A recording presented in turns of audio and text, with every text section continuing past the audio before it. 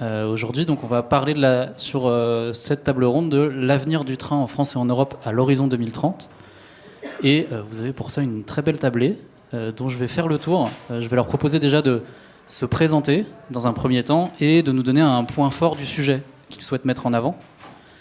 On va leur proposer ensuite un peu d'échanger et j'irai assez vite à vos questions. Donc n'hésitez pas à très rapidement préparer vos questions. Ça sera à vous la parole très rapidement. Si ça vous va, je vais commencer par Jérôme Lafont, si ça vous va de vous présenter. Bonjour à tous, donc je suis Jérôme Lafont.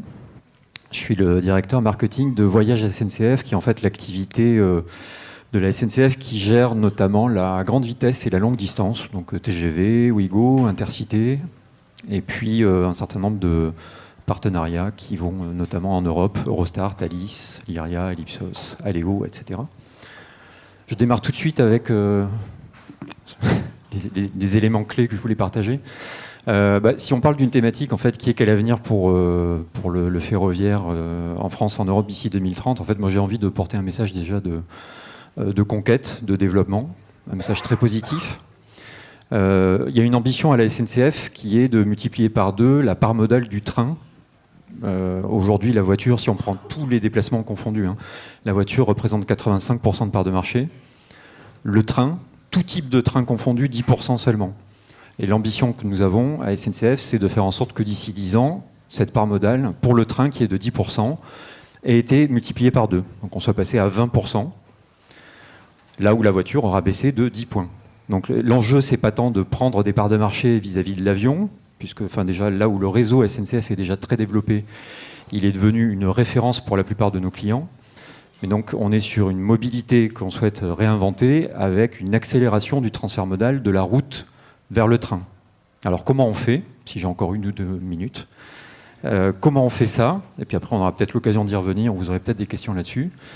D'abord nous on se prend en main, parce que on peut se dire qu'évidemment il faut un accompagnement des pouvoirs publics, de l'Europe, etc. Et c'est vrai qu'il le faut, c'est nécessaire aussi pour accompagner ces mouvements dans le temps, dans la durée.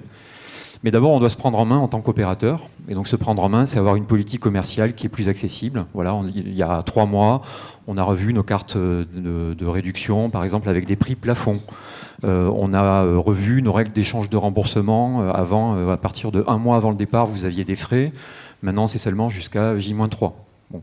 On invente de nouvelles solutions, on invente de nouveaux tarifs qui essaie de capter les usages du moment ou des usages qui vont se développer de plus en plus. On a lancé à la rentrée un abonnement télétravail. Parce qu'avec la crise Covid, on voit bien que ce type d'usage, de comportement client va se développer. On a envie de l'accompagner. On va lancer d'ici quelques mois un abonnement TGV Max Senior, donc un abonnement illimité pour les seniors, etc., etc. Donc il y a une politique commerciale qui est agressive, qui est conquérante et qui permet de capter de plus en plus de clients pour les faire basculer de la route vers le train. C'est vrai en Europe aussi. On a lancé Ouigo Espagne, c'est un carton, 99% de taux d'occupation. On consolide Eurostar et Thalys dans un projet de fusion, donc beaucoup de projets. Et on le fait avec une logique aussi qui est de revendiquer beaucoup plus, dans un contexte de transition énergétique, les atouts du train. Et les atouts du train, nous, effectivement, notre stratégie, c'est volume et green. Et on a regardé, et il se trouve que le train pollue 50 fois moins que l'avion, 50 fois moins que la voiture et 80 fois moins que l'avion. Donc on a envie de porter ce message-là. Ça ne nous empêche pas d'avoir des efforts encore additionnels pour continuer à réduire nos émissions de CO2. On s'est fixé des objectifs également, mais voilà. Donc pour conclure, en fait, moi je dirais une ambition très forte pour le ferroviaire, x2 en termes de part modale. Et puis une posture différente, une mobilité réinventée où on se dit que finalement, il faudrait qu'il y ait des nouveaux réflexes qui s'installent. Ça ne se fait pas un grand soir, grand matin, c'est au fur et à mesure. Mais le réflexe qu'on souhaiterait, c'est le train dès qu'on peut, et la voiture et l'avion quand il le faut. Merci beaucoup. J'ai proposé maintenant à Samuela Burzo. Est-ce que c'est bon? Oui. Bonjour à toutes et à tous. Samuela Burtio, je suis la présidente de WAT, Once Upon a Train, une jeune association née en 2019 qui organise et fait la promotion de voyages en train pour promouvoir une manière de voyager fondée sur la conscience. Je vous dis 2-3 mots sur la genèse parce que ça en dit long sur la philosophie de Watt. L'idée, c'était qu'on devait aller au JO de Tokyo et on ne voulait plus prendre l'avion. Et donc on se disait, on avait en tête des données qui sont très fortes sur les émissions CO2 de l'avion, sur les émissions liées au tourisme de masse. Et donc l'idée, c'était d'y aller avec une grande épopée ferroviaire en train, qui d'ailleurs est rendu possible par la ligne transsibérienne qui permet de faire en seulement une semaine, presque 10 000 km en train. Puis un petit bateau et puis on arrivait à Tokyo. Donc en 12 jours, on peut faire Paris-Tokyo en train. L'idée, c'était l'épopée ferroviaire, puis Covid est passé par là, donc on n'est jamais allé à Tokyo, on a fait autre chose. L'association s'est adaptée et transformée, et c'est devenu une association de personnes qui parlent du train et qui voyagent en train, et qui sensibilisent et qui construisent de nouveaux imaginaires de voyage. L'idée, c'est... Jérôme a parlé de report modal, nous on parle de report de toute la masse que nous sommes de touristes aéroportés et de les mettre de plus en plus dans les trains. Donc pour ça, on organise des périples, on organise des festivals pour sensibiliser, on organise des voyages surprises et on accompagne, on aide les gens qui veulent arrêter de prendre l'avion et qui veulent voyager à organiser leur voyage au-delà de la France et de l'Europe aussi, parce que c'est pas évident aujourd'hui de réserver des billets de train quand on part à l'étranger et quand on veut partir loin. Donc mon idée forte aujourd'hui, c'est de dire, je pense qu'il y a quelque chose à déconstruire. La question qu'on se pose nous, c'est est-ce que la révolution à mener ne serait pas que technique, mais aussi culturelle? Est-ce que s'il y a des chantiers à mener, ces chantiers-là ne sont pas que dans les carburants, mais aussi dans les esprits? Et c'est là-dessus que Watt axe son activité. Merci. Merci beaucoup. Nicolas de Bézieux, est-ce que ça vous va de prendre la suite? Merci. Donc Nicolas de Bézieux, je suis le directeur général de Railcoop. Railcoop, c'est une nouvelle entreprise ferroviaire, un peu particulière puisqu'on est une entreprise ferroviaire citoyenne et coopérative qui fera rouler son premier train en 2022, premier train de voyageurs, puisqu'on va faire rouler cette année les trains de fret, train de voyageurs en 2022 entre Bordeaux et Lyon. Pour rebondir un peu sur ce qui vient d'être dit, effectivement, le train a un bel avenir.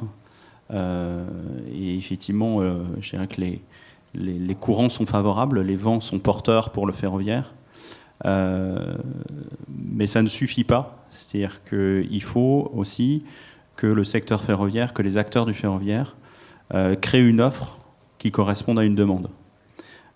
Et tant qu'on n'aura pas exploré la diversité des besoins, effectivement, de mobilité de nos concitoyens, les changements, être en capacité de déceler de nouvelles habitudes, c'est compliqué effectivement d'envisager un développement massif du train. Alors le train, comme on le disait juste avant, ne pourra pas aller partout, bien entendu, mais effectivement, si on souhaite effectivement développer le ferroviaire, eh bien, il faut arriver à développer une diversité d'offres.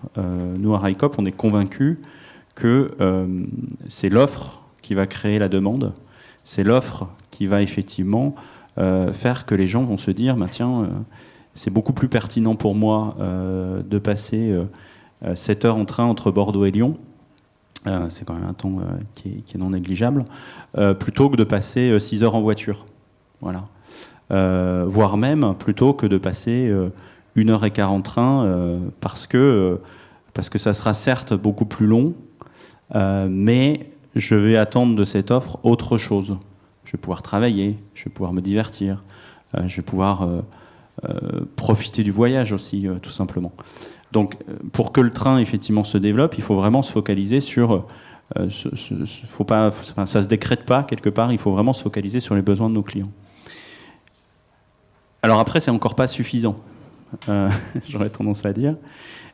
Pourquoi ? Parce que le monde ferroviaire part de loin, notamment au niveau de l'infrastructure ferroviaire. Et ça, il faut en avoir conscience. C'est-à-dire qu'il n'y aura pas de grand soir du ferroviaire, on va se dire d'un coup, tout le monde va basculer vers le train. Tout simplement parce qu'il y a eu un retard d'investissement sur l'infrastructure ferroviaire en France notamment, sur le manque d'interopérabilité des réseaux européens depuis de nombreuses années, qui font que quand on veut faire autre chose que du Paris-Province, c'est compliqué. Quand on veut aller sur des territoires qui sont aujourd'hui mal connectés, voire carrément déconnectés en fait, du réseau. C'est compliqué parce que l'infrastructure n'est pas performante, parce que c'est difficile d'avoir ce qu'on appelle des sillons de circulation, c'est-à-dire le droit de circuler sur le réseau à un certain moment. Et donc, il faut effectivement se focaliser sur les besoins de nos clients, mais en même temps avoir une action très forte sur ce qui permet au train d'être performant. Et ce qui permet au train d'être performant, c'est notamment une infrastructure ferroviaire performante et qui fonctionne véritablement comme un réseau performant.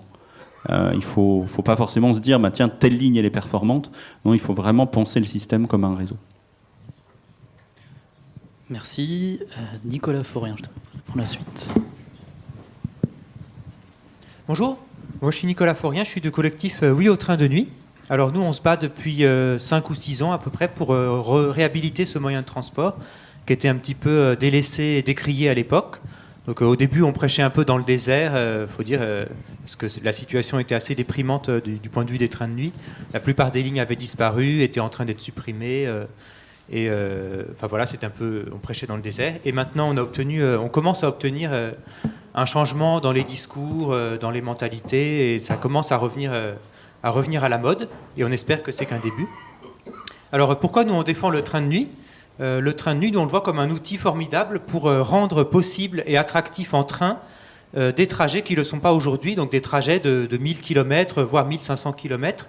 Aujourd'hui, on disait hier, si vous voulez aller à Berlin en train, vous y passez la journée entière, c'est vraiment très, très compliqué. Si vous voulez traverser de Bordeaux à Nice en train, c'est pareil. Et le train de nuit, c'est un train qui permet de rendre ces trajets-là confortables et attractifs, parce que vous passez la nuit dans le train, et finalement vous gagnez du temps. Donc c'est un premier avantage du train de nuit, c'est que c'est un train qui fait gagner du temps. Nous on dit souvent le train de nuit, c'est traverser la France en 1 heure, une demi-heure pour s'endormir, une demi-heure pour se réveiller.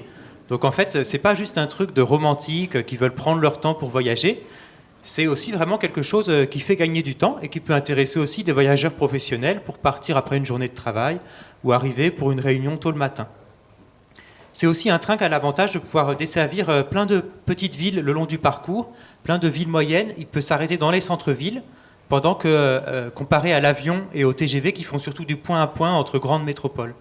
Donc c'est un avantage pour la desserte des territoires. Un autre avantage du train de nuit, c'est que c'est un train pour tous. Il y a des niveaux de confort pour toutes les bourses dans un train de nuit. Il y a des sièges inclinables pour les étudiants qui auraient voyagé en bus de nuit, qui veulent payer 20 € leur billet. Et ça peut aller jusqu'à la cabine privative avec douche pour l'homme d'affaires qui va à sa réunion importante le matin. Et aussi, les trains de nuit, comme je disais, c'est adapté pour les trajets transversaux. Il y a des trajets comme Bordeaux-Nice. Aujourd'hui, ça met 9 heures en train. Et c'est pas demain la veille qu'on aura un TGV qui fera ça en 3 heures. Et donc, en attendant, c'est bien d'avoir un train de nuit qui permet de partir le soir et d'arriver le matin et de finalement gagner du temps, éviter de perdre une journée. Et c'est des trajets transversaux sur lesquels, comme disait Jérôme Lafont, la plupart des gens prennent aujourd'hui la voiture. Donc c'est des trajets qui ont été un peu oubliés quand on se concentre uniquement sur l'avion. C'est oublié que tout le monde n'habite pas à Paris et qu'il y a aussi beaucoup de trajets qui se font de province à province et pas forcément entre les grandes métropoles. Et donc c'est quelque chose auquel le train de nuit permet de répondre. Et enfin, un autre avantage, c'est que c'est des trains de nuit, c'est qu'ils utilisent le réseau existant. Un train de nuit, il roule sur les rails, le réseau ferré classique. C'est-à-dire qu'il n'y a pas besoin de construire des nouvelles infrastructures qui coûtent des milliards d'euros pour faire rouler des trains de nuit. On peut le faire dès maintenant. Le réseau ferré est en place. Et en plus, ils utilisent le réseau la nuit, c'est-à-dire aux heures où celui-ci est le moins utilisé. Donc c'est tout bénéfice. Et donc ça permet de faire circuler plus de trains ça ne coûte pas grand-chose, quoi. Et enfin, c'est idéal pour les voyages en Europe. On voit aujourd'hui, si vous regardez le trafic aérien au départ de la France, vous avez presque un passager sur 2 qui va vers les pays voisins. Donc en fait, les vols Paris-New York, Paris-Tokyo, on parle toujours de ça, mais en fait, ça c'est vraiment, c'est pas la majorité. La majorité des passagers aériens, ils vont où ? Ils vont en Allemagne, en Italie, en Espagne, et ça, on pourrait tout à fait le faire en train si on développait des trains de nuit. Donc c'est un peu notre idée de se battre pour qu'on redéveloppe ces trains de nuit en France et en Europe pour pouvoir voyager plus facilement dans les prochaines années. Merci beaucoup, et je vais vous proposer du coup, Béatrice Jarich, de conclure ce premier tour en nous présentant votre travail au Shift Project.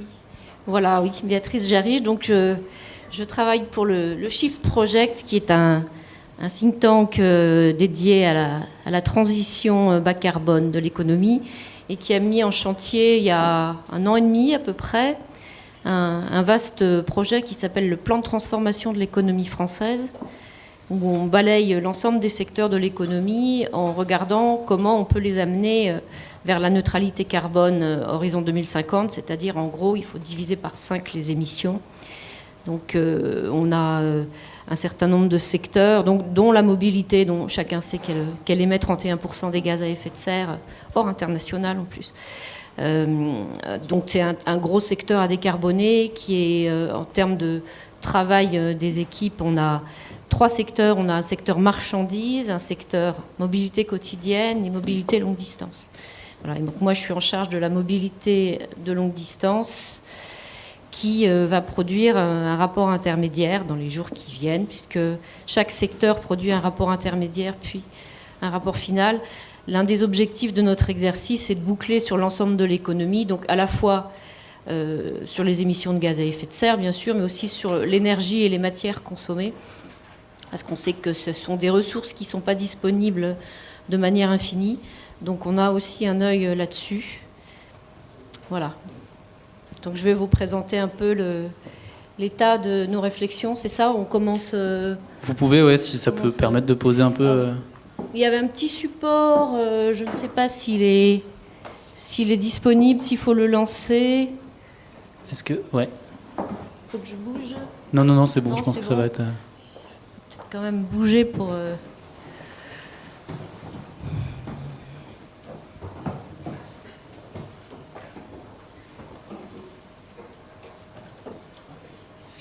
Ça sera pas très long, hein. Ça ne sera pas très...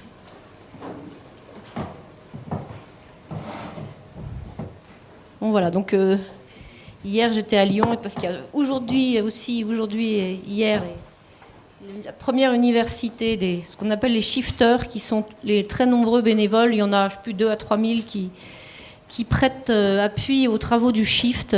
C'est une force de cet organisme d'avoir énormément de professionnels derrière. Et il y a eu une présentation aussi des résultats, en particulier sur le secteur de l'emploi, de quelle façon les emplois vont se transformer à horizon 2050, avec des représentants du MEDEF, des syndicats, etc. Tout ça, donc c'est bien. La mayonnaise prend bien. On commence à sentir qu'il y a des gens motivés un peu partout dans l'économie. Alors, comment on fait ? Il faut que je bouge le truc ou... Ah, il y a la souris. Je vais essayer de me débrouiller. Hop. Bon, et ça, de toute façon, on peut passer, parce que je vous ai dit, en gros, c'était juste la présentation de notre démarche d'ensemble, hein, avec les services. Oui, donc, en fait, moi, mon périmètre, ce qu'on m'a demandé de faire pour l'instant, c'est les services. Donc, il y a une partie amont qui est les flottes. Il y a un secteur en particulier qui travaille sur l'industrie automobile et qui travaille sur les caractéristiques de l'automobile de demain. Et il y a les flottes aussi ferroviaires, avions, l'industrie aéronautique et les infras. Tout ça, l'objectif, c'est de boucler notre exercice sur l'ensemble de ces périmètres. Oups. Donc ça, je vous l'ai déjà dit. Côté mobilité, 3 morceaux qui doivent quand même se parler, ne serait-ce que parce que l'infrastructure ferroviaire, elle est partagée. Donc, bon... Moi, ayant un petit peu d'expérience du sujet, parce que j'ai quand même passé 25 ans à la SNCF dans une vie antérieure, je suis un petit peu en charge de ce regard transverse, on va dire. Donc, la définition de la longue distance, on a retenu celle des enquêtes nationales, c'est-à-dire qu'on est à plus de 80 km à vol d'oiseau du domicile, avec un voyage à longue distance qui est constitué en général d'un aller plus un retour, plus éventuellement des déplacements entre les deux. Donc, il ne faut pas oublier de multiplier par 2 les voyages quand on veut avoir des nombres de voyageurs, par exemple. Donc, ce qui nous intéresse beaucoup dans ces enquêtes, c'est surtout les motifs, puisqu'on va s'appuyer dessus, motifs professionnels, personnels, et en particulier, à l'intérieur des motifs personnels, le segment des vacances, qu'on conçoit comme assez malléable, au sens où les gens choisissent à la fois une destination et un mode de transport Et puisque, bon, c'est pas un scoop, on va essayer de les faire prendre le train le plus possible. On va essayer aussi de leur faire abandonner un voyage long courrier en avion et de leur faire préférer un rail trip en Europe. Ça serait quand même plus sympa pour la planète. Donc, on est content, enfin je suis contente en tout cas, moi, puisque depuis une semaine, on a les premiers résultats de l'enquête mobilité des personnes de 2019 qui vont nous permettre de moderniser un peu ce qu'on avait fait, parce que pour l'instant, on était sur le NTD 2008 pour un certain nombre d'analyses, donc des motifs de déplacement. Alors, deux petits graphiques tirés... Non, pas tiré de l'EMP pour l'instant, ça c'est le NTD 2008, parce qu'on n'a pas encore suffisamment de détails pour refaire les mêmes avec les nouvelles données. Donc ce camembert, vous voyez les motifs auxquels on va s'intéresser particulièrement, c'est-à-dire les vacances qui représentent 15%, vacances aux résidences secondaires où la destination est libre à partir. Les autres motifs perso, et puis les motifs professionnels qui pèsent quand même pour 19%. A priori, ça c'est stable. 10 ans après, on devrait avoir la même chose maintenant. Et à l'intérieur des motifs pro, il y a d'ailleurs un segment que je trouve intéressant, qui est les domiciles travail de longue distance, qui a des chances de... vu les structures d'emploi et l'évolution des modes de vie, a priori, je pense que possibilité de télétravail en plus aidant, ça pourrait se développer. Le graphique à côté, c'est juste pour vous montrer que la part des vacances augmente énormément avec la classe de distance, puisque là on est en voyage, et quand on passe en voyageur kilomètre, on n'a pas tout à fait la même vision des choses, et les vacances qui sont peu prises finalement à moins de 400 km du domicile, quand on passe à 1500 km ou plus, c'est 42% des déplacements. Alors, le graphique sur la droite, c'est aussi un truc qui est sorti là il y a une semaine, et je me suis permis de commenter deux trucs qui me paraissaient particulièrement saisissants, on va dire.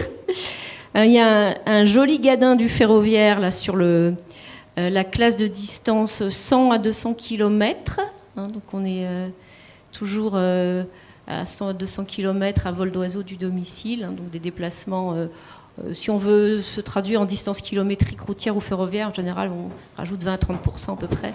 Enfin bref, c'est des distances à faire en TER de long parcours ou en intercité, et quand même moins 50% sur ces voyages-là en train. Un segment qui, dans l'ensemble d'ailleurs, a baissé un petit peu, mais particulièrement, c'est la baisse du ferroviaire qui est frappante, me semble-t-il. Et puis à l'autre bout de l'échelle, sur les déplacements à plus de 900 km, on a quand même un gros boom de l'avion.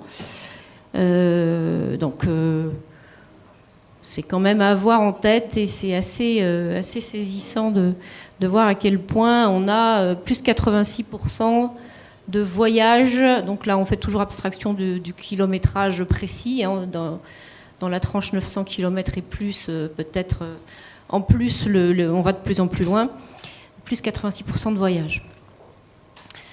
Voilà, donc ça, c'est un petit peu le cadre.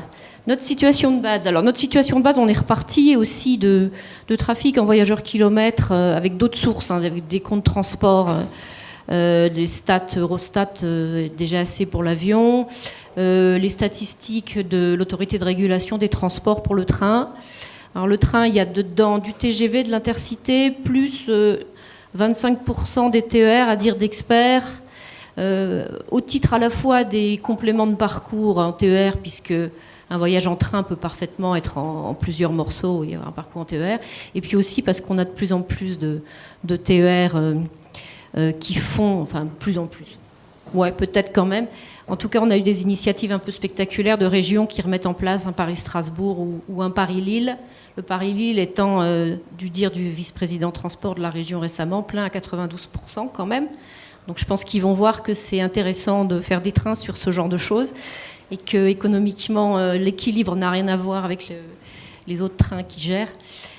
Donc double contrainte, et double regard, à la fois l'énergie, représentés par ces parcours. Et puis les émissions de gaz à effet de serre.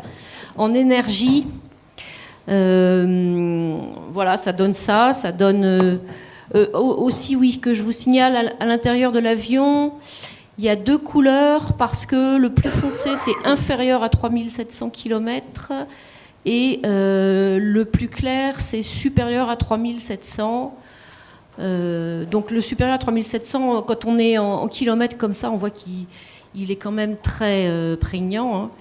Et puis, en termes de raisonnement derrière sur report modal, on est un peu hors d'atteinte pour le train, sauf qu'on peut évidemment faire changer de destination les gens. Et dans ce cas-là, on peut les mettre dans des trains. L'énergie, donc sur le train, c'est toujours intéressant de le redire. Le train, il est extrêmement performant en termes d'émissions. Et là, ça se décompose en 2. En fait, il y a une efficacité propre au mode ferroviaire, au contact roue-rail, résistance à l'avancement minime, etc. Plus un très bon remplissage du train qui fait qu'en termes d'énergie consommée, le train est très très bon. En termes d'émissions, il conforte l'avantage uniquement du fait de la structure du mix énergétique, mix électrique français. Donc l'électricité étant largement décarbonée, il accroît son avantage et vous voyez qu'il est vraiment minuscule en termes d'émissions par rapport aux 2 autres modes, avion et voiture. Donc sur l'avion, on a réintégré l'international en prenant en fait la moitié de la fréquentation des avions, en considérant qu'il y avait une moitié de Français qui vont vers l'étranger, une moitié d'étrangers qui vont vers la France. C'est une convention qui est prise par un certain nombre d'organismes et qui permet aussi, si tous les pays font ça et consomment les émissions, on aura bien réintégré l'international dans nos calculs d'émissions. Pour laisser le maximum de place aux réactions, ensuite, je vous propose d'aller aux grandes lignes. Ouais, donc là, on peut passer... parce que je le commenterai un petit peu en même temps, il y a juste le petit graphique qui donne donc, le scénario qu'on a construit avec une dose de sobriété, une dose de report modal et une dose de progrès technique, sachant qu'on part quand même de l'idée que le progrès technique ne suffira pas et qu'il faut aussi de la sobriété et du report modal. Donc voilà comment ça s'ordonne avec notre scénario actuel. Donc on a fait ce qu'on voulait un petit peu de manière un peu scolaire déjà. Cette première étape d'exercice, c'était diviser par 5 nos émissions. Donc là on y est. C'est un petit peu un coup de chance. On n'a pas de tâtonner. La sobriété, on a une petite, déjà le fait que la croissance des déplacements par tête s'arrête, puisqu'on a juste le petit rectangle jaune, c'est la croissance démographique. Donc on suppose que il n'y a que l'augmentation de la population qui fait augmenter la mobilité, ce qui est déjà une hypothèse forte et de sobriété. Ensuite, on a des relocalisations, des suppressions de voyages aériens, des gens qui se déplacent 2 fois moins souvent.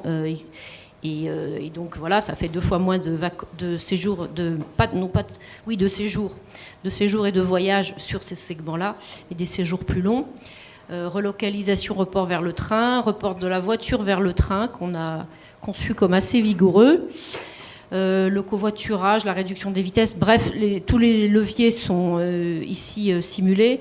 Et ce qui est intéressant de voir, c'est que le report modal pèse autant que l'électrification de la voiture, ce qui est peut-être un petit peu original avec notre scénario, quand on entend beaucoup décarbonation des transports rimé avec électrification de la voiture.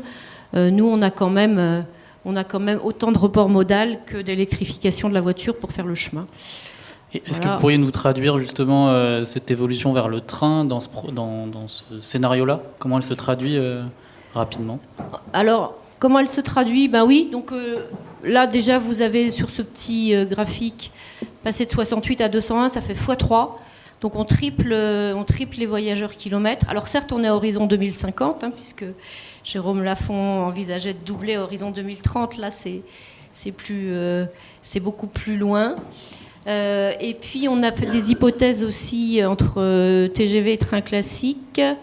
Voilà, pour l'instant, alors les graphiques là, ils sont en base 100, donc on voit surtout la croissance, on ne voit pas le poids respectif, mais Bon, il y a 2 tiers de TGV, 1 tiers de train classique. Pour le train classique, on s'est pas mal inspiré des échanges qu'on a pu avoir avec Nicolas, par exemple, pour Oui au train de nuit. On a aussi pris connaissance du rapport de l'État, du ministère des Transports sur l'avenir des intercités. Bref, on a un développement, mais on a aussi un développement fort de la grande vitesse, je pense que c'est à souligner. Et puis, petit calcul de parc nécessaire, voilà, 380 TGV à peu près aujourd'hui, il en faudrait 660. Les trains classiques, une certaine augmentation aussi. Et puis le train de nuit qui part de quasi zéro, si on veut faire 15 dessertes à l'Europe et 15 dessertes domestiques, par exemple, qui est ce qu'il y a pour l'instant dans nos tablettes, avec un petit peu moins de voyageurs par train que au train de nuit, mais ça se ressemble, ça fait ça. Voilà, donc là, on a aussi donc, le volet emploi, puisque de manière transverse à tous les secteurs PTEF, ce sujet de l'emploi nous paraît très important. Donc pour l'instant, et en faisant juste un prorata des trains kilomètres, ça ferait 37 000 personnes en plus à faire venir travailler dans les services de transport ferroviaire. Et puis l'impact sur l'industrie ferroviaire qu'on pourra également estimer. Merci. Voilà. Merci pour ce point sur la situation très complet. Est-ce qu'il y a déjà, je vous propose d'avoir une première réaction parmi vous sur ce qui a été échangé là, ou est-ce que je donne tout de suite la parole? Est-ce qu'il y a une réaction? Pas forcément un point à ajouter? Eh ben, je vais faire passer tout de suite les questions alors.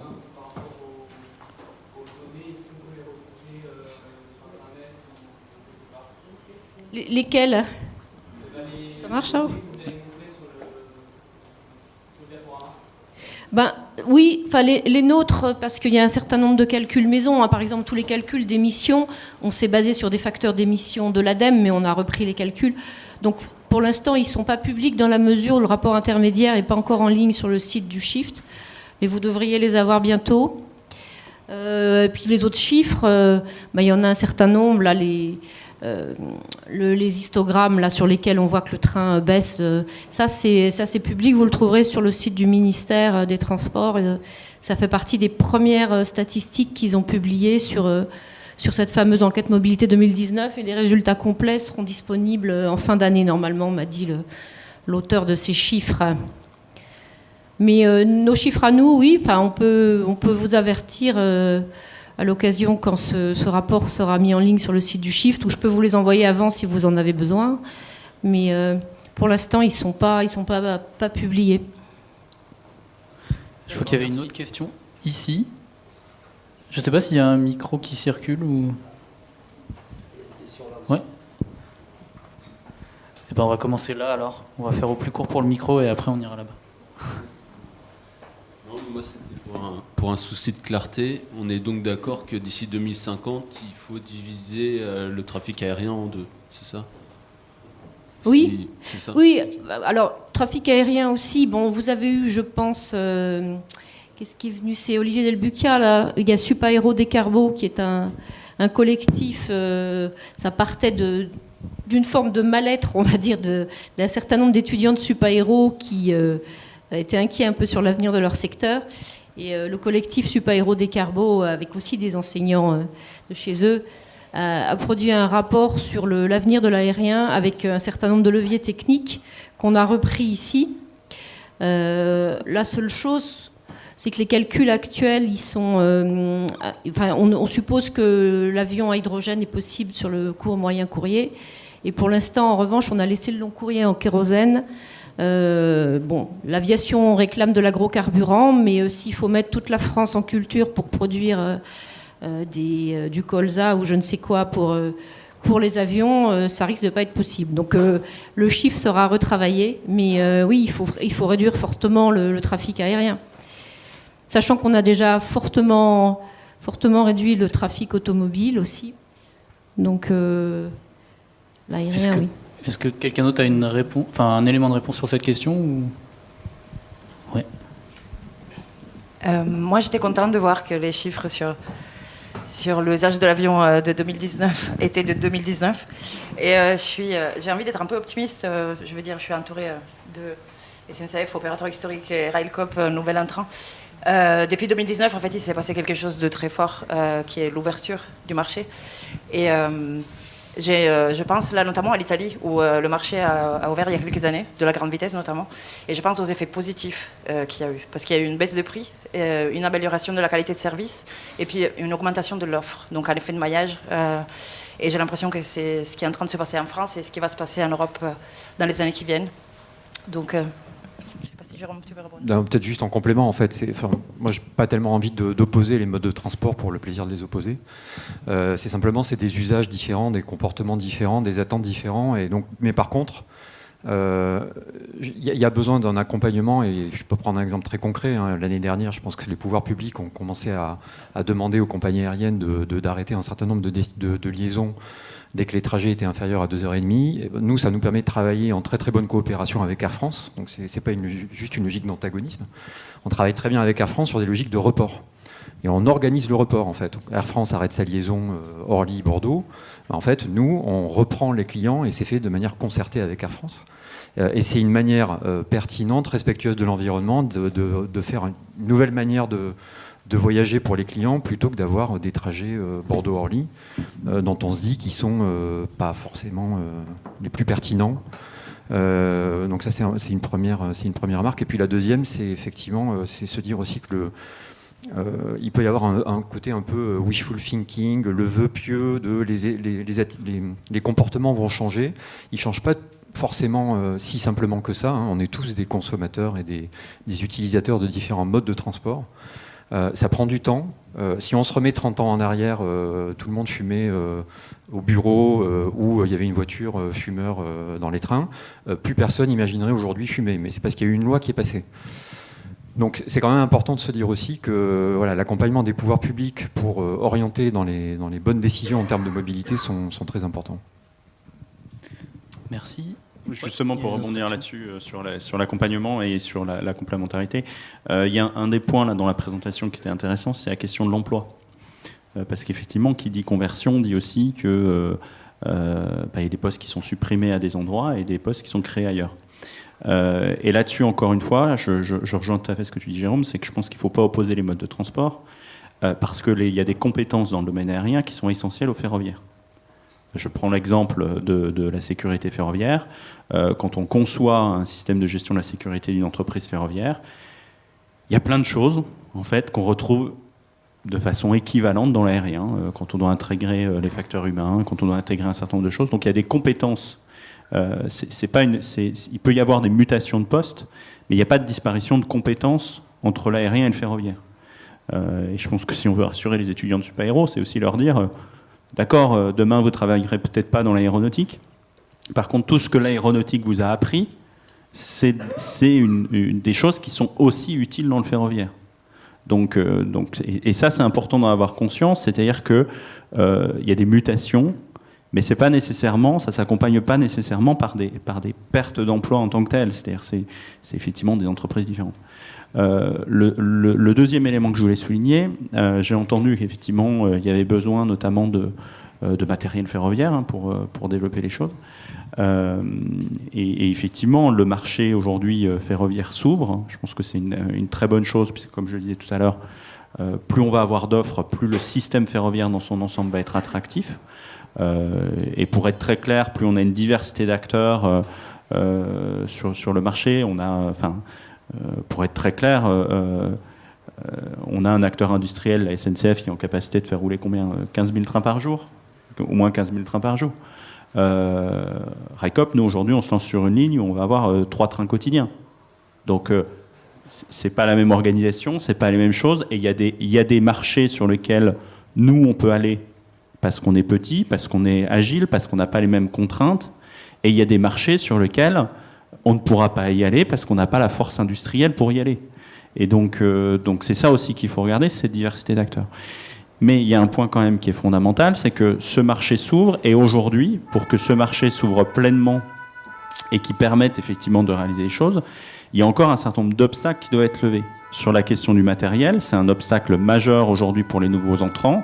Si on veut effectivement avoir des offres ferroviaires qui se développent, il faut du matériel roulant. Or, aujourd'hui, il n'existe aucun dispositif pour permettre à des nouveaux entrants sur le marché d'acquérir du matériel ferroviaire. Et donc, à un moment donné, ces centaines de nouveaux trains, il faudra bien qu'ils viennent quelque part. Et aujourd'hui, il n'existe pas de mécanisme mis en place par les pouvoirs publics. Ça va venir, et il y a d'autres obstacles qui sont là, et les obstacles liés à l'infrastructure, mais il faut avoir conscience que ça nécessite une volonté, ça nécessite une volonté de la puissance publique pour véritablement accompagner cette transition. Merci. Tu avais une réaction, Nicolas? Allez. Si je peux dire deux mots pour compléter aussi sur comment organiser ce report de l'avion, de la voiture vers le train. C'est important aussi si on veut on parlait d'interdire les extensions d'aéroports, de mettre des contraintes sur l'avion, de réduire l'usage de l'avion. C'est important pour l'acceptabilité de ces mesures de proposer une alternative en face pour qu'on n'ait pas demain des révoltes du genre gilet jaune ah bah quoi, on peut plus se déplacer, on est coincé. Et donc c'est important, si on veut pouvoir mettre des contraintes sur l'avion, de en même temps développer les alternatives. Et comme on disait, mettre vraiment les moyens. Il faut se rendre compte qu'on n'a pas juste besoin d'un petit changement cosmétique, de quelques lignes en plus, un petit TGV par-ci, etc. On a vraiment besoin de multiplier par 2 ou par 3. Donc il faut vraiment un investissement public considérable. On a besoin de changer d'échelle. Et donc il y a besoin aussi que la puissance publique s'investissent pour le réseau ferré, pour rénover les lignes qui pour certaines tombent complètement en ruine, pour acheter ces nouveaux trains, les nouveaux trains de nuit, les nouveaux trains classiques de jour, etc. Et voilà, on va y arriver si on fait comme ça. J'espère que les décideurs publics nous écoutent. Levez la main si vous êtes là. Il y avait une première question de monsieur qui attend depuis tout à l'heure. Est-ce que le micro... Oui, merci. Si vous pouvez élever la voix, allez-y. Oui, je voudrais essayer de formuler à peu près clairement la perplexité dans laquelle certains échanges me plongent. Moi, je comprends, excusez-moi de formuler ça de façon probablement très sommaire, mais je comprends que c'est branché, ça marche. Je comprends que nous sommes lancés dans une aventure dont le succès est relativement improbable, de division d'un facteur très important de nos émissions carbone.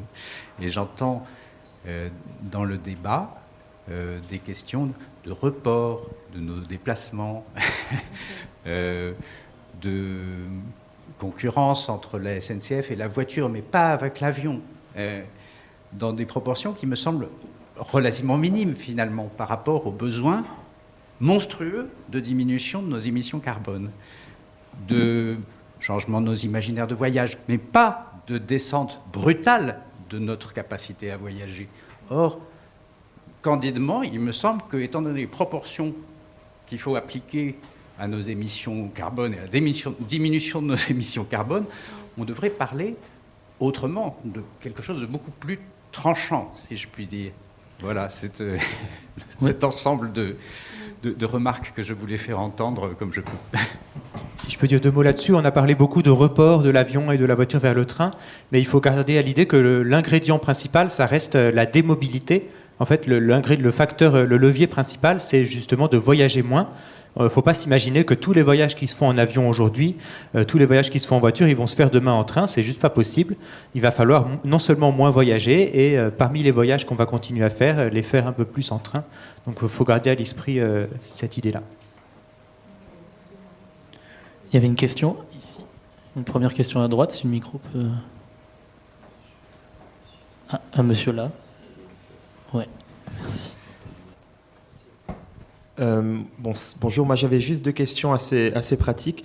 Qu'est-ce qui est fait actuellement pour améliorer l'intégration train-avion, notamment au niveau de fait de rendre le parcours le plus fluide possible?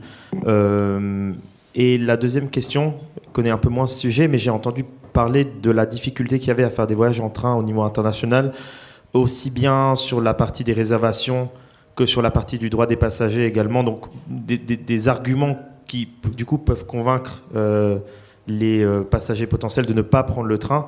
Et je voulais savoir aussi ce qui était fait pour avoir, pareillement, un système aussi fluide que c'est pour l'avion au niveau international, au niveau des connexions.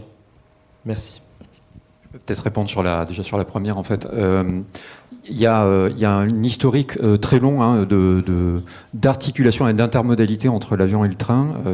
Ça s'appelait TGV Air, en fait, on l'a rebaptisé il y a un an Train plus Air, parce que On considère de toute façon que c'est peut-être pas que du TGV. Voilà, on voudrait généraliser un peu plus la proposition. C'est du train plus air. On le fait avec un certain nombre de compagnies aériennes, notamment Air France, mais pas que. Mais justement, je mentionne Air France parce qu'on est en train de travailler avec eux une expérimentation qui vise à rendre ce parcours-là beaucoup plus fluide qu'il ne l'est aujourd'hui. Parce qu'aujourd'hui, vous êtes obligé, entre guillemets, de passer par un guichet physique pour pouvoir récupérer la partie avion ou la partie TGV.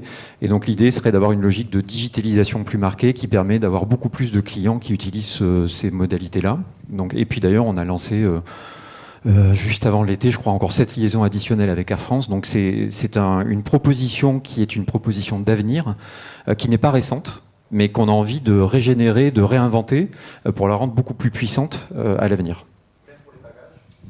Alors les bagages, ça fait partie de la réflexion, ouais, tout à fait. Juste aussi pour rebondir là-dessus, je pense qu'il faut dissocier deux choses. Il faut dissocier le combiné, c'est-à-dire les gens qui effectivement prennent l'avion en correspondance, typiquement pour faire Bordeaux, à Orly ou Charles de Gaulle, pour ensuite prendre un avion longue distance, ça c'est une chose. Et puis il y a les vols courte distance. Les vols courte distance, l'autre jour je regardais les statistiques de la DGAC, il y a plus de la moitié des voyageurs aériens qui se rendent en fait dans la ville de l'aéroport. C'est-à-dire quand vous faites un Bordeaux-Lyon, l'avion Bordeaux-Lyon sert pour voyager entre Bordeaux et Lyon. Donc, mais ça veut dire aussi qu'il y a 50% des voyageurs qui ne viennent pas de la métropole. C'est-à-dire c'est des gens qui viennent de Libourne, de Périgueux, d'Agen, etc. et qui se rendent à Bordeaux, qui vont à Lyon et qui ensuite vont sur Grenoble et autres. Plus on va développer effectivement des liaisons directes entre des villes intermédiaires, effectivement, plus on va avoir cette baisse en fait finalement de la demande pour des trafics aériens. Donc plus on va avoir des connexions directes entre les villes par le train, donc plus on va avoir une offre maillée du système ferroviaire, finalement plus on va avoir une décroissance de ces trafics aériens domestiques. Merci. Il y avait une question ici. Oui, moi j'avais une question. Moi j'ai hâte de pouvoir voyager en train de nuit partout en Europe. Et quand j'en parle autour de moi, souvent ce qu'on me rétorque, c'est le confort et aussi la sécurité, notamment pour les femmes, de voyager seules, en train de nuit, ça peut poser des questions. Donc je voulais savoir un peu comment vous imaginez le train de nuit à court, moyen, long terme, pour justement essayer d'améliorer ces leviers-là qui peuvent être des freins pour certaines personnes. Merci. Alors, dans les trains de nuit actuels, je comprends que comme ils sont un peu vieux et qu'ils n'ont pas été beaucoup rénovés, on puisse trouver le confort un peu spartiate. Mais s'ils étaient rénovés, si on avait des trains un peu plus modernes, déjà ça pourrait beaucoup s'améliorer. Et pour ce qui est de la sécurité, faut savoir qu'il y a une offre qui existe déjà dans les trains de nuit de la SNCF, qui est les compartiments dames seules. Si vous êtes une dame qui voyage seule, vous pouvez demander à être un compartiment avec uniquement des dames et qui sera près du compartiment des contrôleurs, donc vous êtes en parfaite sécurité. Et il y a aussi des innovations au niveau du confort proposé. Les Autrichiens prévoient dans leur nouveau train de nuit de proposer des petites capsules individuelles sur le modèle des hôtels capsules qui se font au Japon, où vous avez une petite capsule vraiment pour vous tout seul, et donc là vous êtes tranquille, il n'y a plus du tout de problème de sécurité.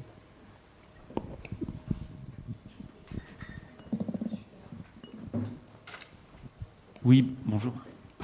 Je vais enlever mon masque du coup. Oui, donc je m'appelle Vincent Doumaïrou, donc je suis intervenu aux Assises de Toulouse sur tourisme et aviation, donc j'étais à votre place entre guillemets la semaine dernière, et je suis également l'auteur d'un livre qui s'appelle La fracture ferroviaire, qui date de 2007, et d'ailleurs qui préfigure plus ou moins les résultats que vous avez montrés. Alors je me permets de répondre d'abord à monsieur sur l'interopérabilité entre pays d'Europe des chemins de fer.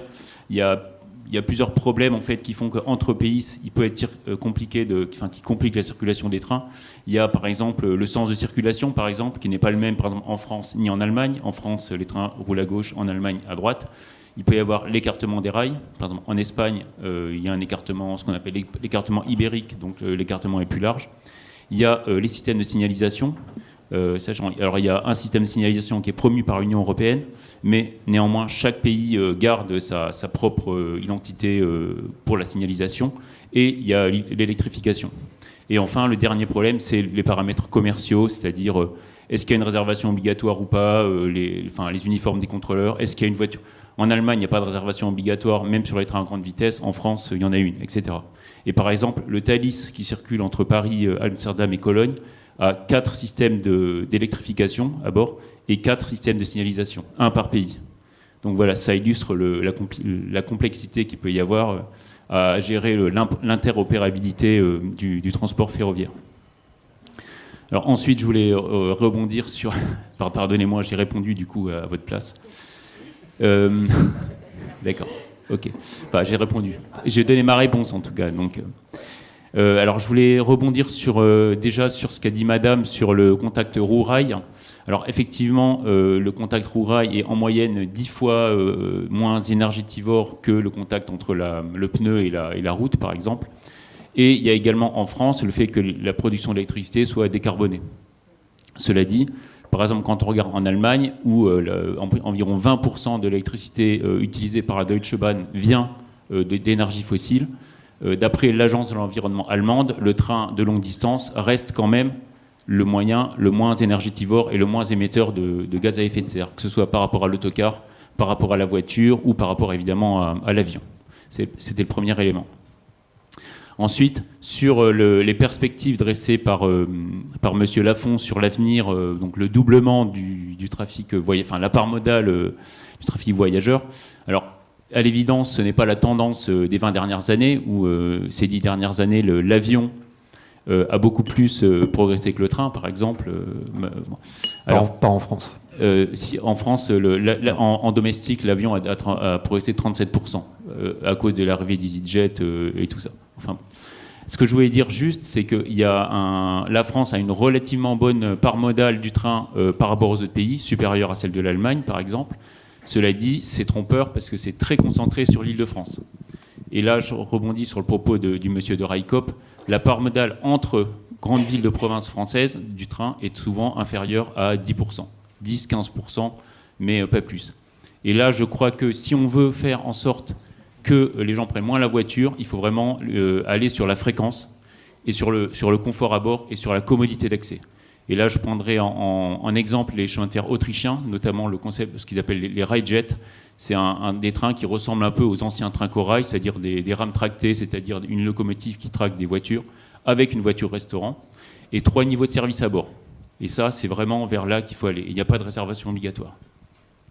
Dernière, en interpellation à M. Lafont, est-ce qu'avec les accueils embarquements qui font qu'on est contrôlé plusieurs fois, une fois avant, une fois après, finalement, est-ce qu'à force de copier l'avion, et également avec le Ouigo et Inouï qui posait problème, parce qu'un client Inouï ne peut pas se reporter sur un train Ouigo, parce qu'il y a une séparation, il y a une étanchéité entre les deux offres, alors que le transport ferroviaire repose normalement sur des synergies. À force de copier l'avion, est-ce qu'on ne légitime pas l'avion ? Alors, ça s'adresse beaucoup à M. Lafont, mais je proposerai évidemment aux autres J'ai été beaucoup réagir aussi.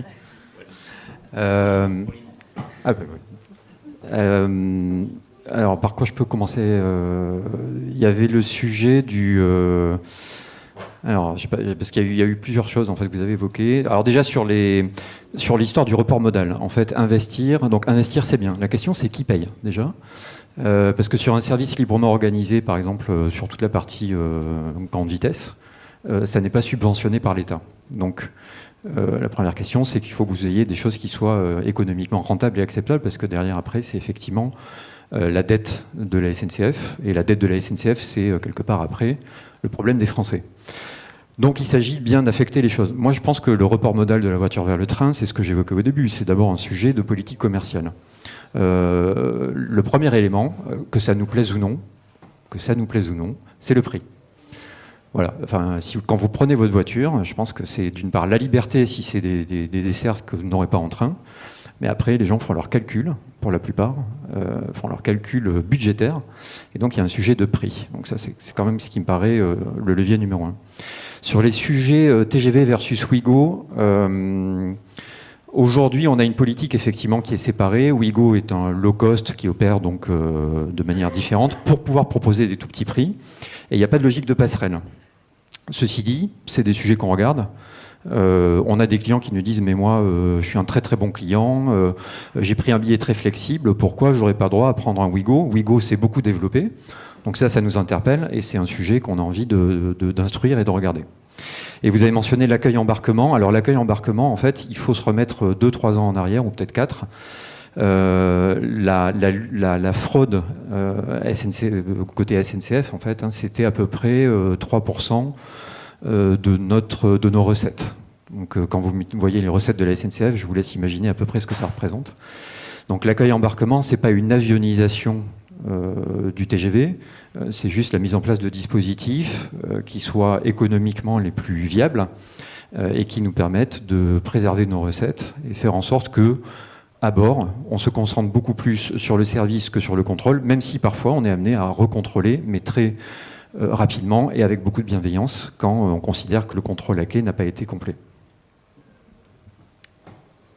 Je serais assez intéressé d'écouter M. Debézieux éventuellement sur ces questions-là aussi, de ce que propose RICOP, notamment est-ce que la dimension citoyenne va amener quelque chose de différent là-dessus?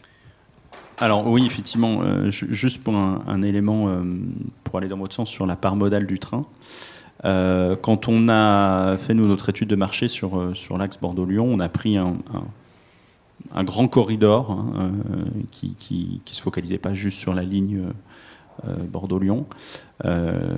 Au nord, on montait quasiment jusqu'à un peu au-dessus de Vierzon, enfin en zonage géographique. On a pris les traces des téléphones portables en fait pour analyser en fait tous les flux, tous les mouvements. Et là, on s'est rendu compte que actuellement, la part modale du train dans les déplacements de cette zone-là, sur cet axe-là, et quand on intègre effectivement les passages par Paris, notamment pour les différents axes, on était à moins de 2%.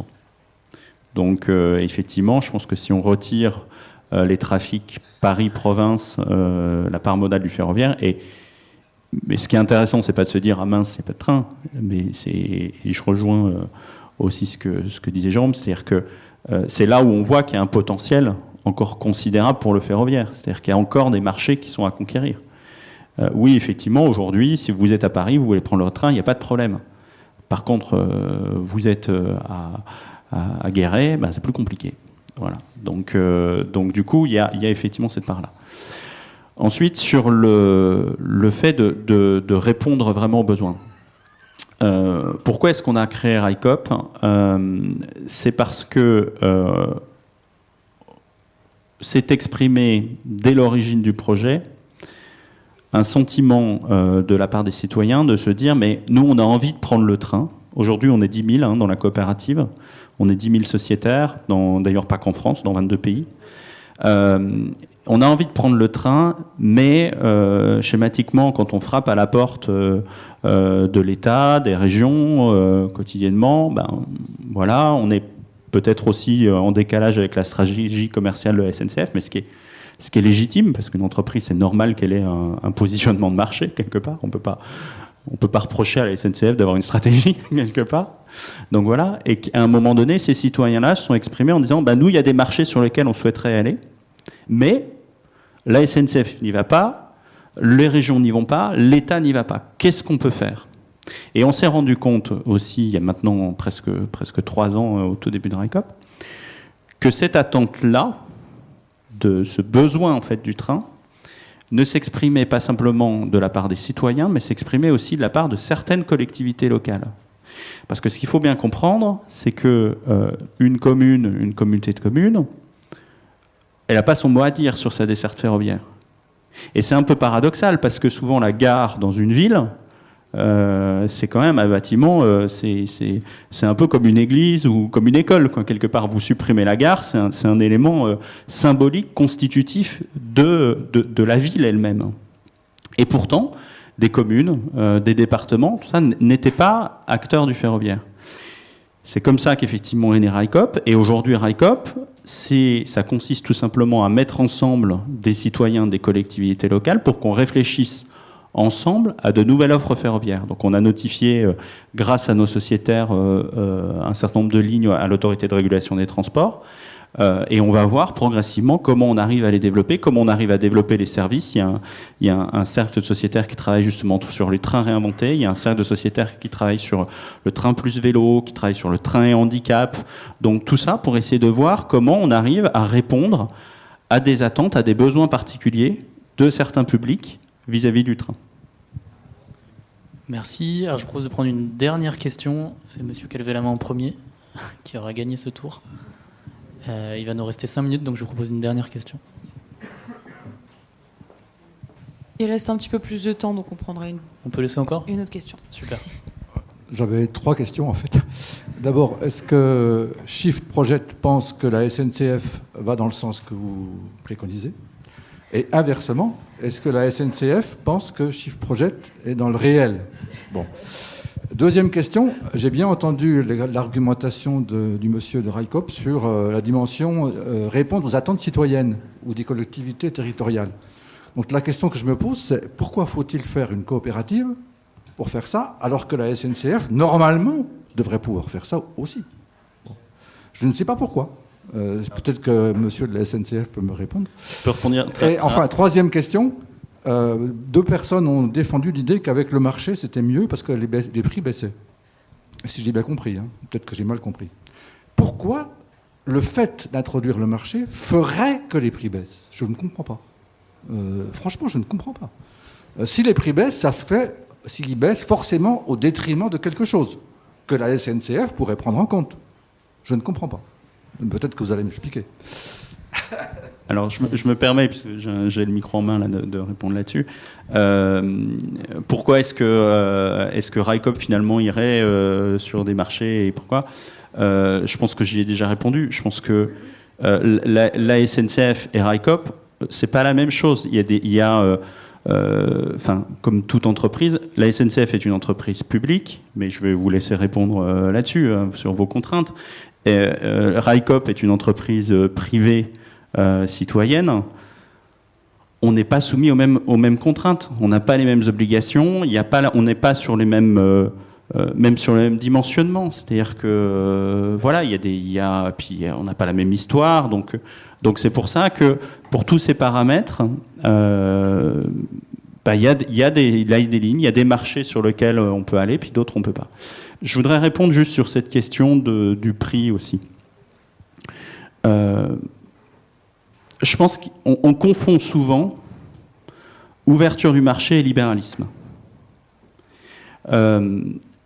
C'est pas parce que le marché est ouvert et qu'on permet effectivement à une diversité d'acteurs de se positionner sur le marché qu'on est nécessairement dans une logique du moins-disant social ou économique. Je pense qu'il faut bien dissocier les deux sujets. Et on a souvent tendance à associer les deux. L'ouverture du marché, c'est juste permettre à des acteurs d'essayer de faire des choses. Voilà. Et ensuite, il y a tout un cadre, effectivement, qui peut s'orienter ou pas en fonction, et encore une fois, on revient sur le rôle de la puissance publique, en fonction du pouvoir régulateur du marché de la puissance publique, d'être sur différents modèles. Et je pense que ce qui est fondamental ici, c'est de bien comprendre que cette ouverture du marché est nécessaire pour avoir une diversité d'offres. Mais qu'ensuite, il y a un autre sujet qui est de savoir quel est le cadre social, comment on structure. Et pour être très clair, nous, on est une entreprise qui se positionnons sur les marchés, ce qu'on appelle les marchés libres, c'est-à-dire non subventionnés. Donc il y a des marchés sur lesquels on ne va pas se positionner, parce qu'il y a des lignes sur lesquelles on ne sera pas économiquement viable, on ne va pas trouver le modèle économique. On est en train de travailler avec le syndicat ferroviaire du Livre d'Inforez entre Clermont-Ferrand et Saint-Étienne. On est sur un territoire peu dense. On ne sait pas quel est le modèle économique. On ne peut pas être économiquement viable. Et donc là, se posent des questions du rôle de la puissance publique, de la mécanique qui va permettre effectivement d'avoir des offres, de faire émerger des offres qui correspondent aux besoins. Mais je pense que c'est important de dissocier cette question de l'ouverture du marché, qui est destiné justement à permettre à chacun d'essayer de contribuer au projet ferroviaire, quelque part, de la logique. Et souvent, c'est un abus de langage, et je terminerai là, souvent, le terme qui est utilisé, c'est ouverture à la concurrence. Moi, je suis désolé, mais il y a d'un côté l'ouverture du marché, et puis il y a autre chose qui est la mise en concurrence de la SNCF sur ces marchés existants. Et pour moi, c'est vraiment deux sujets distincts. Et souvent, les deux sont mélangés. Nicolas a quasiment tout dit. Mais sur l'ouverture à la concurrence, peut-être que ça pourra faire baisser les prix, mais ça, on verra. L'ouverture du marché, c'est intéressant parce que en fait, ça permet de jouer une complémentarité. La SNCF essaie d'investir ou de réinvestir le champ de la mobilité ferroviaire. On a remis en service le Paris-Nice en train de nuit, on s'apprête à remettre en service le Paris-Tarbes. Donc elle réinvestit ce champ-là. Simplement, à un moment donné, ça heurte aussi une forme de plafond de verre qui est le nombre de rames qui sont à sa disposition, la trajectoire économique qui lui est demandée par l'État, etc., etc. Les marchés qu'elle peut adresser. Certains sont très volumiques, d'autres un peu moins. Et donc, en tant que bon gestionnaire, en tant qu'entreprise publique, elle se doit aussi d'affecter le mieux possible les ressources dont elle dispose, en termes de RAM notamment, là où il y a le plus de trafic. Et pour répondre à la question sur Shift Project, je rejoins les perspectives du Shift Project, bien entendu. On a envie d'en être partie prenante, de les accompagner le plus possible et d'en être des acteurs majeurs. Pour autant, c'est des visions à 2050, donc c'est très difficile de se dire où on sera en 2050. L'ONU a sorti un rapport il y a quelques jours qui disait que les perspectives de réchauffement climatique d'ici cette date-là allaient être de plutôt 2,7 degrés en plus versus les 1,5 degrés qui étaient prévus dans les accords de Paris il y a 6 ans. Donc on s'achemine vers quelque chose d'absolument catastrophique. Donc évidemment, ça nous engage tous collectivement. Après, sur les conclusions qui visent à dire il faudrait plus 300 TGV, il faut 600 TGV, ça suffit pas de dire ça parce qu'il faut 600 TGV, mais il faut désaturer toutes les gares, avoir des infrastructures qui soient complètement rénovées. Ça prend pas 10 ans. Donc effectivement, c'est un travail de très long terme qui nous engage, nous, acteurs du ferroviaire, mais aussi les pouvoirs publics. Si je peux rajouter un petit quelque chose. Alors le shift, il attendra la SNCF de voir sur pièce ce que ça donne. Mais aussi sur un mode extrêmement perso, ayant été à la stratégie du TGV il y a quelques années, et m'étant beaucoup battu pour qu'on ne soit pas découpé en franchise, mais ouvert à la concurrence en open access, on disait à l'époque ça serait quand même bien qu'il y ait des entreprises qui se montent et que ça marche en open access pour montrer qu'il y a un avenir pour ce genre de choses. Donc de ce point de vue-là, bienvenue Railcoop, il n'y a pas de problème, c'est tout ce qu'on attendait. Et puis, la question prix, et sur le TGV, vous savez qu'il y a un gros sujet de péage. Et du coup, l'activité TGV a été un petit peu cornerisée dans ce sujet-là et dans commander du matériel toujours plus capacitaire parce que les péages sont toujours plus élevés et plus le matériel est capacitaire et plus le train rapporte de l'argent, plus le péage monte. Donc il y avait une époque, on se posait la question aussi de développer une nouvelle génération de rames à un niveau. C'est un petit peu tombé à l'eau, c'est plus trop d'actualité. J'ai vu que le TGVM aussi existait en plusieurs configurations avec plus ou moins de voitures, donc il y aurait peut-être moyen d'adresser des flux un peu plus faibles. C'est forcément en duplex.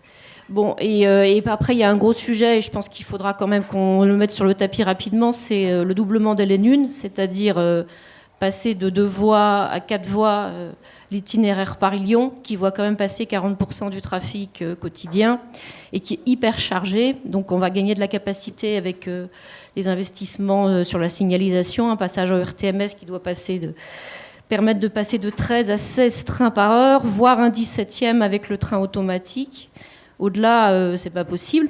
Et puis il y a un sujet de résilience aussi, parce que s'il y a le moindre pet sur la ligne, comme vous savez, les trains ils peuvent pas se doubler. Ils sont donc tout est par terre. Donc l'idée d'avoir un itinéraire alternatif équivalent en kilométrage, sans doute plus performant en temps, parce qu'on roulerait à 320, partant de la gare d'Austerlitz qui actuellement est sous-utilisée.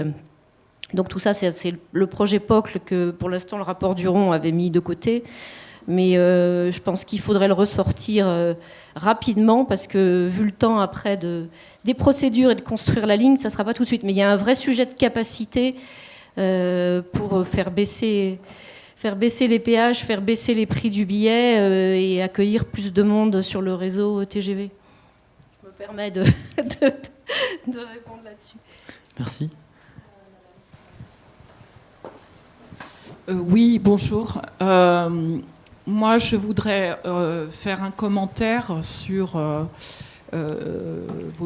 d'après ce que j'entends dans vos discours, j'ai l'impression qu'on va appliquer les mêmes recettes libérales, d'accord, dans le transport ferroviaire, comme on l'a appliqué dans le transport aérien, parce que je viens du transport aérien, ça fait 25 ans que je connais ce problème du système libéral avec la mise en concurrence entre les compagnies, avec la mise en qui a pour résultat d'ailleurs de mettre en concurrence les salariés, de faire baisser les salaires, d'augmenter les conditions de travail, etc. Et qui derrière a conduit aussi, notamment dans le transport aérien, à une baisse très importante du marché d'Air France sur son marché, européen, national et international, avec l'arrivée de compagnies concurrentes.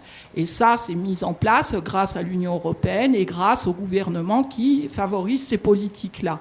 Le résultat de tout ça, c'est que dans le transport aérien, on s'est retrouvé non seulement avec une situation sociale en forte dégradation, on est passé de 60 000 salariés à Air France à actuellement à moins de 40 000, d'accord. Certes, il y a eu le Covid, mais avant le Covid, il y a eu des plans sociaux. Et la deuxième chose, sur le plan écologique notamment, alors je ne vais pas vous donner des chiffres, mais plus ça va, plus on a des compagnies aériennes qui volent en France. Donc on dit qu'on veut remplacer, qu'on veut supprimer les lignes aériennes et puis les remplacer par le transport ferroviaire. Pourquoi pas, à condition que ce soit acceptable pour des voyages long courriers, pour ceux par exemple qui vont partir sur les Antilles ou ailleurs. Si faire un voyage à Paris-Bordeaux en train, se taper 4 heures de train, pour ensuite aller faire 8 ou 10 heures d'avion, je ne sais pas s'ils vont accepter, d'autant que, comme vous le disiez tout à l'heure, tout n'est pas fluide en matière de transport entre le train et l'avion. Mais c'est pour dire aussi que derrière, ils ont, pour en revenir à le problème de la concurrence, c'est que Air France, elle supprime des lignes aériennes intérieures, mais à côté de ça, Volotea, Ryanair, plein de compagnies aériennes low cost, et puis qui en plus n'appliquent pas les règles sociales françaises, s'implantent en France et font des lignes, y compris intérieures françaises. Donc, à un moment donné, j'espère que la SNCF ne va pas reproduire le même modèle quand elle va développer son transport ferroviaire. Parce que le transport ferroviaire, il est très utile, et je pense on a fait la démonstration que c'est quand même écologiquement plus responsable, on va dire, moins énergivore que l'avion, etc. D'accord, mais il faut aussi que le transport ferroviaire réponde à des normes sociales non régressives, déjà et d'une, et puis à des normes écologiques, bien sûr, mais aussi, et pour finir là-dessus, il faut que le transport ferroviaire s'occupe de la desserte des territoires partout en France. Il faut aussi qu'on regarde, tout en prenant en compte les critères, notamment écologiques et les critères sociaux, qu'est-ce qu'il faut... Parce qu'aujourd'hui, il y a quand même des villes en France où on n'est pas très bien desservi, des régions, même des territoires, où ils sont très mal desservis en train. Donc tout ça doit être pris en compte. Et je pense que l'objectif pour le train et la SNCF, pour le gouvernement aujourd'hui, ça ne doit pas répondre à des objectifs libéraux de marché, de mise en concurrence, etc. Ça doit répondre à des objectifs sociaux et environnementaux. Je réponds en 1 minute. C'est ce que j'ai dit au début. Merci pour cette intervention. Ce que j'ai dit au début, c'est l'objectif SNCF, c'est x2 en termes de part de marché. Donc on est bien sur une logique déjà de conquête et de développement. Et c'est pas qu'une histoire de tout TGV ou de choses comme ça, c'est-à-dire c'est tout type de train. Il y a quelques jours, on a annoncé Ouigo vitesse classique. On a envie de reprendre la main aussi sur la vitesse classique, s'arrêter dans plus de villes. Et puis on a repris la main sur les trains de nuit puisqu'on a relancé le Paris-Nice et le Paris-Tarbes comme je l'évoquais. Donc ce qui se dessine là, c'est un avenir positif pour le train, positif pour la SNCF, mais en complémentarité avec d'autres acteurs qui sont les bienvenus sur ce marché. Et je voudrais aussi rebondir là-dessus parce que c'est un point extrêmement important. C'est un point sur lequel RICOP on est attentif. On est une coopérative, une SIC, Donc, pour ceux qui connaissent, une société coopérative d'intérêt collectif, ça veut dire que les salariés sont sociétaires de l'entreprise. Ils ont 20% des droits de vote au sein de l'Assemblée générale. Je ne l'ai pas indiqué, mais c'est quand même un point qui est important. Au niveau de cette ouverture du marché, ce qui nous a semblé aussi important, c'est que cette ouverture de marché ne se résume pas, finalement, en une mise en concurrence de la SNCF. C'est-à-dire, schématiquement, ce qui s'est passé dans l'aérien, quelque part, où finalement, on a l'acteur historique qui s'est retrouvé face à des entreprises extrêmement agressives qui sont venues pour, en fait, conquérir le marché, conquérir les marchés historiques de l'acteur historique. Nous, on a pris un choix différent. On s'est dit, écoutez, il y a un acteur historique qui a ses forces, qui a ses faiblesses, qu'on peut critiquer, bref, peu importe. Il y a un acteur historique qui est sur ce marché, mais nous, la priorité, c'est pas de venir attaquer cet acteur historique et lui prendre des parts de marché, ça n'aurait aucun sens. Notre priorité, c'est de voir comment on arrive à faire en sorte, pour les raisons que le Shift Project a indiquées, comment on arrive à faire que le ferroviaire se développe, mais qu'il se développe aussi, qu'il arrive à conquérir de nouveaux marchés en respectant un cadre social, et ça c'est fondamental. Comme je le disais tout à l'heure, nous, il y a des lignes sur lesquelles on n'est pas rentable. Pourquoi est-ce qu'on n'est pas rentable ? Parce que dans notre modèle économique, on accorde une importance à avoir des gens dans les gares. On apporte une importance, et ça coûte très cher, il faut bien avoir à l'esprit. On a une importance, effectivement, sur le niveau des salaires, sur les conditions sociales. Donc il y a des lignes, où aujourd'hui, nous, RICOP, on sait qu'on ne pourra pas aller, parce que ça ne correspond pas à nos valeurs, ça ne correspond pas à notre modèle. Ensuite, une fois qu'on a fait le diagnostic que ces lignes, il y avait un besoin, là se pose la question, effectivement, du rôle de la puissance publique et du rôle du régulateur. C'est de se dire, dans certaines lignes, on peut très bien se dire, finalement, oui, mais elle serait rentable à condition d'être un peu moins disant social, à condition de rogner finalement sur certaines conditions sociales. Dans ces cas-là, que ça soit assumé par la puissance publique. Voilà, c'est tout. Nous, ce qu'on consiste à dire, c'est qu'on peut aller sur certains marchés, on développe un modèle sur lequel on peut respecter un cadre social, et notre objectif est très clair, c'est pas de dire, et je vais le répéter encore une nouvelle fois, mais c'est pas de dire on est là pour prendre des marchés, pour prendre des parts de marché, on est là pour développer le ferroviaire. Mais pas à n'importe quel prix non plus, en préservant effectivement les compétences et un cadre social notamment qui est pertinent. Peut-être en 2 mots, si je peux me permettre, je ne voudrais pas trop rentrer dans le débat concurrence ou pas concurrence, parce que c'est un peu un débat gauche-droite et on pourrait passer la nuit à débattre de ça. Mais juste, la concurrence est souvent mise en avant par l'État pour un peu cacher son désengagement financier, pour se dédouaner quand il ne met pas assez d'argent. Et je crois qu'aujourd'hui, on peut tous se mettre d'accord, je crois qu'on est tous d'accord pour dire qu'il y a un manque d'investissement public dans le système ferroviaire globalement, et il y aurait besoin de beaucoup plus d'argent dans le système globalement. Et aujourd'hui, concurrence ou pas concurrence, il y a besoin de plus d'investissement public, et il y aura toujours besoin d'investissement public pour rénover les lignes de chemin de fer, pour acheter les trains et aider les opérateurs à acheter des trains. Et il y a certaines lignes sur lesquelles ce ne sera jamais rentable de faire rouler des trains, donc il n'y a pas que la rentabilité, et il y a besoin que la puissance publique soit là pour que des villes comme Aurillac gardent une desserte, même si ce n'est pas rentable d'y aller, quoi. Dans quelques mois, votez bien. Il y a une dernière question là-bas.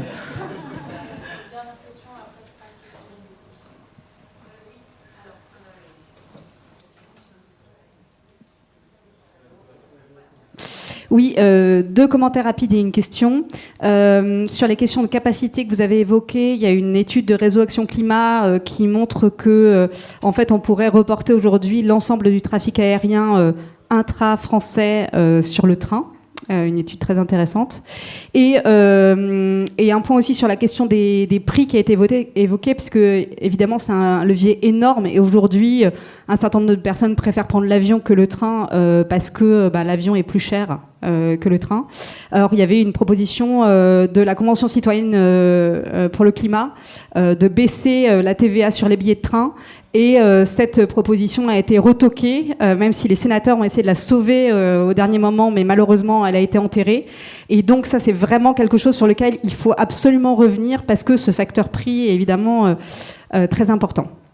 Après, j'avais une question pour Samuela Burzio sur le le voyage et les nouvelles façons de voyager. On a la chance d'être sur le continent européen et donc d'avoir plein de portes ouvertes sur le voyage, même si on décide de plus prendre l'avion, comme c'est mon cas aujourd'hui.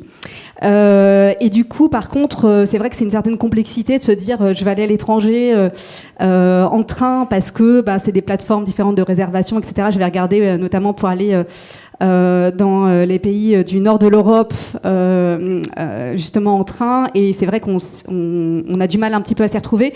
Selon vous, quel frein il faudrait, quel obstacle il faudrait lever pour que ça soit facile pour le voyageur, l'utilisateur, de s'y retrouver et arriver à faire son voyage en train voilà, au niveau européen? Je pense que le rêve de tout voyageur, c'est d'avoir une plateforme de billetterie où on met le point A et le point B et on a, comme dans l'avion, toute voilà, la suite. Pour le moment, c'est pas le cas. Il y a quand même certaines plateformes qui existent et qui arrivent, donc c'est une question de données que vous soulevez. Donc, le rêve de la Commission européenne, pour tout vous dire, c'est celui d'avoir une plateforme de billetterie européenne multimodale. Donc, des chantiers sont en cours, des réflexions sont en cours, des rapports sont rédigés. Donc, il y a le règlement droit des voyageurs qui prévoit aussi des dispositions là-dessus. Donc, pour le moment, nous, ce qu'on fait, c'est de regarder les plateformes existantes, de comparer les prix des compagnies différentes. Et ce qu'on fait chez Watt, c'est d'aider à comparer les prix nous-mêmes et à construire les périples comme ça. Mais dans les années à venir, il y a de quoi faire en termes de chantier sur une plateforme de billetterie européenne. J'aimerais aussi réagir sur la question du prix. Parce qu'il y a eu effectivement cette question de TVA, et auquel je souscris totalement. Pourquoi est-ce que le ferroviaire coûte cher en France? Je rejoins sur ce que vous disiez. C'est parce qu'en fait, on a un vrai problème d'infrastructure ferroviaire en France. Je vais juste vous donner un exemple.